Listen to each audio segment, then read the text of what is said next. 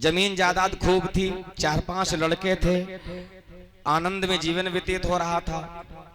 लेकिन कभी उन्होंने धर्म कर्म के नाम से कोई कार्य नहीं किया पूरे जीवन भर। उनके बच्चों ने थोड़ा सत्संग किया होगा, धर्म कर्म का थोड़ा ज्ञान हो गया, तो बच्चों ने कई बार अपने पिताजी से कहा, पिताजी ऐसा करो, ज्यादा कुछ ना करो और कुछ करने में खर्च होगा, खाली गंगा नहाए आओ। गंगा नहाने में थोड़ी कुछ खर्च होगा, पहले लोग पैदल जाते थे, नहाए घर चले आए। हाँ? तो पिताजी कोई न कोई बहाना बना देते थे। एक बार महंगी का टाइम, महा का महीना, और कहा ऐसा करो गंगा नहाए आओ पिताजी। पिताजी ने कहा इस समय खेत में फसल कड़ी और तुम्हें गंगा नहानी पड़ी, पहले रुको फसल उसल कट जाने दो और फिर देखा जाएगा। समय निकल गया, बैसाख का महीना आया। बच्चों ने कहा पिताजी ऐसा करो, अब तो बैसाख का महीना है, अब गंगा जी नहाए आप हो जाए। तुम्हें कतई अकल ही नहीं है, अभी सब नाज खेत में पड़ा अन्न, हाँ अभी घर पर आया नहीं और तुम्हें गंगा नहाने की पड़ी है। हाँ चुप बैठो, पहले अनाज घर में आ जाए, सुरक्षित बंद कर ले, बेचने वाला बेच ले, अब फुर्सत में गंगा नहाएंगे। बैसाख जेठ निकल गए, धीरे धीरे आषाढ़ आए गए, आषाढ़ी आए गए, गुरु पूर्णिमा। पिताजी बच्चन के पिताजी अब तो बड़ा बढ़िया मौका, गुरु पूर्णिमा, जाओ आप गंगा नहाए आओ। पिताजी ने कहा हो देखो तुम बेवकूफ, अभी धान लगने को है, बेड़ खेत में पड़ी, धान लग जाने दो और सारा काम निपट जाने दो और फिर आराम से हम गंगा नहाए आवेंगे। बच्चन ने कहा चलो कोई बात नहीं, धान लग जान दो। धान लग गए, आषाढ़ के बाद सावन आई गए, तो कि सावन महीना इस समय हर हर बम बम चारों तरफ चल रही, गंगा नहाई आवो, कांवड़ चाय भर के चढ़ाई आवो। हाँ तुम्हें कतई बेसबूर हो क्या? धान में इतनी बड़ी घास, बस सब घास नरवाओ ने गुड़वाओ ने, हाँ खाद पानी लगवाओ, तुम्हें गंगा की परी। चुप बैठो, अब ऐसा है महा के महीने में चले जाएंगे, हाँ आगे चले जाएंगे। महा को महीना आए ना पाओ, तले पूसे मुनको सीताराम ही गो। महा का महीना मिला ही नहीं। बच्चों ने आपस में सलाह करी, देखो है 4-5 साल से हम पीछे पड़े पिताजी के गंगा नहाई आबो, गंगा नहाई आबो, और ये गंगा नहाने नहीं गए, बहाना बनाते रहे। अब इनका तो राम नाम सत्य हो गए, आप क्या करें। तो बड़ा वाला बेटा समझदार था, उसने कहा ऐसा करो, जिंदा पर तो ये गंगा जी नहीं गए, चलो इनको मरे गंगा जी, वही इनका अंतिम संस्कार कर आवे चल के। तो कहा ठीक है भाई, 5 लड़के थे उनके, उन्होंने अर्थी वर्थी बनाई और उनको खूब उसमें कस के बांधा। 4 लड़के कंधे पे उनको लेके चले और 5वां बड़ा वाला घोड़ी पर सत्तू चवेना लेकर चला, क्योंकि पहले तो कई दिन में गंगा जी मिलती थी, जहां रात हो गई वहीं रुक गए, अगले दिन पहुंच गए। तो उनसे कहा तुम लोग आगे आगे चलो और हम पीछे से घोड़ी से जल्दी आ जाएंगे। तो वो चारों लड़के उनको लेकर चले और चलते चलते पैदल का मामला अल्लाहगंज के आगे पहुंचे।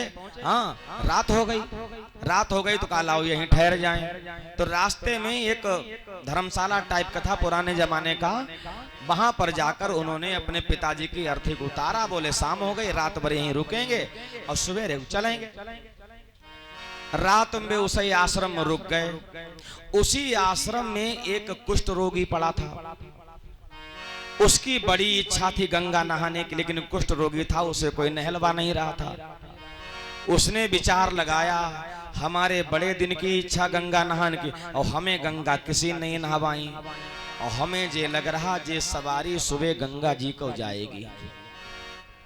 वो कुष्ठ रोगी धीरे धीरे आया खिसकते खिसकते, और उसने इनके पिताजी वाली रस्सी खोली और चबूतरा के नीचे लुढ़काई दो, और स्वयं अपने आप उस अर्थी पर लेट गया और चद्दर ओढ़ लिया। प्रातः काल दिन निकला, 4 बजे अंधेरे। लड़कों ने कहा जल्दी लेके चल लो, फिर दोपहरी हो जाएगी, क्योंकि इनका अंतिम संस्कार करना। अंधेरे का मामला जे देखा नहीं, अर्थी पर बप्पा है कि जे कुष्ठ रोगी है। उन्होंने उठाई अर्थी और लेकर चल दिए। गंगा किनारे पहुंच गए। गंगा किनारे पहुंचे, गंगा किनारे जाकर अर्थी को रखा और जैसे वो चद्दरा हटाया, देखा तो वो कुष्ठ रोगी। अब तो सब भौचक्के रह गए, ये क्या हुआ, ये पिताजी कहां चले गए। अरे मैं तो इनको इस पे कस के रस्सी से बांध के लाया था, पिताजी कहाँ चले गए?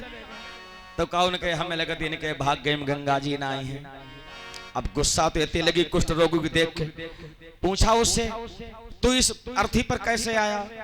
तो कहे क्या बता मैं भैया, पूरे जिंदगी हमारी इच्छा रही गंगा नहाने की, हमें काउन गंगा नहीं नहवाई। तुम लोग आए आपस में बतला ही रहे थे, हम हो नहीं लेटे थे, हमने सोची जा सवारी सवेरे गंगा जी का जई ही, और तो इसे ना नहाई पाए, चलो इसे ही सवारी बैठ लो। क्रोध तो इतना आया उन चारों भाइयों को, इनको गंगा जी में जिंदा ही फेंक दें, लेकिन उन्होंने सोचा अब खाली में हत्या करोगे। तो महाराज वे चारों भैया वापस लौट पड़े पिताजी को ढूंढने के लिए। तब तक जे बड़े वाले सत्तू चबेना लेके घोड़ी से जे भी जा रहे, अब वो आश्रम रास्ता में देखा और चबूतरा के नीचे पड़ा हुआ पिताजी को देखा। हाँ क्या मतलब, क्या यह अर्थी खाली लकड़ी लेकर गए गंगा जी को, पिताजी को यहीं लुढ़का दिया? ऐसे मूर्ख, इनको हल्का भारी वजन भी नहीं मालूम चला। कैसे मूर्ख हमारे भाई, देखो पिताजी को यहीं छोड़ दिया और खाली लकड़ियां लेके गए गंगा जी। हाँ? अब वो अकेले बेचारे क्या करें? तो उन्होंने अपने पिताजी को उसी घोड़िया पे लाद लिया और घोड़ी पे लादा और रस्सी से कस के बांध लिया और पैदल पैदल वह घोड़ी लेके चले भाई गंगा जी की तरफ। जब पैदल पैदल घोड़ी लेकर गंगा जी की तरफ चल दिए, उधर से आ रहे तो ऊंट। अच्छा, ऊंट को देखकर घोड़ी बहुत चौंकती है। घोड़ी ने देखा ऊंट, घोड़ी चौंक गई, रस्सी हाथ से छूट गई और घोड़ी वापस घर पर आ गई।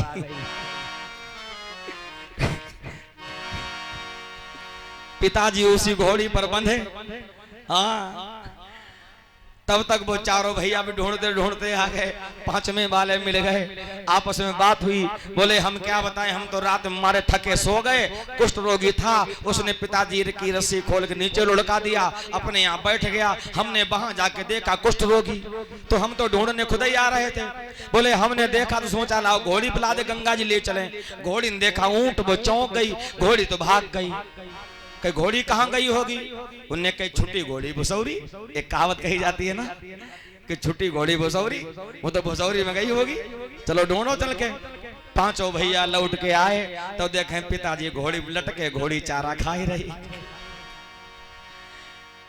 लड़कन के लगत इनके भागम गंगा जी नाय हैं। उन लड़कों ने पिताजी को उतारा और गांव किनारे बारे मरघट पे उनका अंतिम संस्कार कर दिया। बोलो शंकर भगवान की जय हो।